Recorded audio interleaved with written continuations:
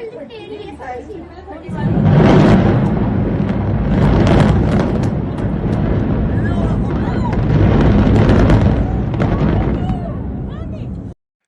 में स्थित twin tower को आखिरकार किसके द्वारा गिराया गया? क्या आप जानते हैं कि ये ट्विन टावर कुतुब मीनार से भी ज्यादा ऊंचा था? इस टावर को ध्वस्त करने के लिए 3700 किलोग्राम विस्फोटक लगाया गया था और कुछ सेकंड के अंदर ही पूरी बिल्डिंग ध्वस्त हो गई। तो मैं आपको बता दूं कि 2011 में रेजिडेंट वेलफेयर एसोसिएशन और होम ओनर्स ने इलाहाबाद हाई कोर्ट में एक याचिका दायर की थी, जिसमें ये कहा गया था कि ये बिल्डिंग कुछ ज्यादा ही एरिया में बना दी गई है। ओरिजिनल प्लान के अकॉर्डिंग जहां पर गार्डन होना चाहिए था, वहां पर टावर की कंस्ट्रक्शन की गई थी, जो कि यूपी अपार्टमेंट ओनर्स एक्ट 2010 का उल्लंघन करता है।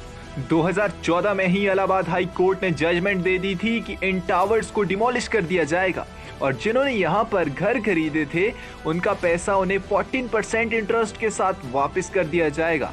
लेकिन 2014 में ही नोएडा अथॉरिटी और सुपरटेक सुप्रीम कोर्ट चले गए और उन्होंने कहा कि ये कंस्ट्रक्शन रूल्स के अकॉर्डिंग ही हुई है।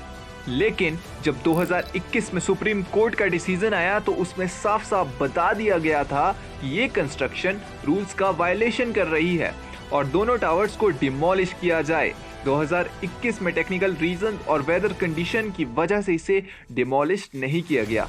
लेकिन 28 अगस्त को चेतन दत्ता के द्वारा ब्लास्ट बटन दबाया गया और इस भ्रष्टाचार की इमारत को जमींदोज किया गया।